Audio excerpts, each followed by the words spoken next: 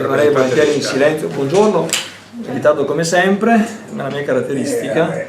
Credo che chi mi ha preceduto sia stato esaustivo, insomma, nel delineare un po' quelle che sono le nostre volontà anche in termini di promozione del turismo nelle articolazioni non di formazione.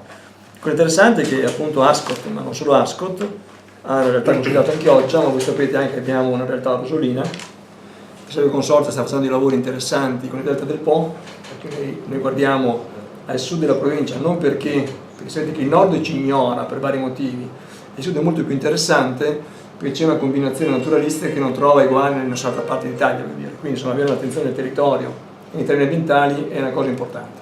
E quindi la formazione anche di nostri rappresentanti di categoria è sicuramente strategicamente dovuta. C'è questa collaborazione che funziona molto bene da qualche anno con CESCO, quindi questi sono i risultati e ce ne sono anche a divenire.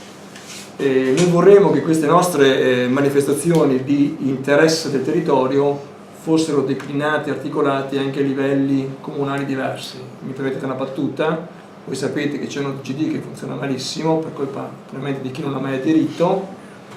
C'è un'istituzione comunale che non è super parte, l'ho già detto, ma è intraparte su queste cose qua e quindi guarda con attenzione. È un po' il concetto per i cattolici che non lo sono purtroppo del figlio del prodigo, no? Tu uno che lavora 20 anni, un figlio va via di casa, fa una vita, rientri in casa, aver fatto i cavolacci suoi e uccidi il maiale. Io non sono cattolico, mi dispiace, non la penso così.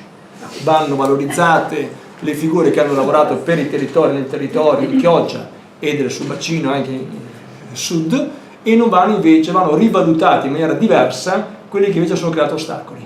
Io sapete quando sono stato eletto consigliere nell'88 il mio programma era superare un ostacolo, mi era chiaro che la corsa di 100 ostacoli aveva 6 ostacoli. Qua si davanti a una corsa che ha degli ostacoli che intanto aumentano. Detto questo, favoloso questo progetto che ripeto continuerà, questa collaborazione che funziona molto bene con gli albergatori, con il consorzio di Chioggia, con il CESCO e ci auguriamo che abbia in un futuro ancora più roseo di quello che già non è stato fino ad oggi. Grazie.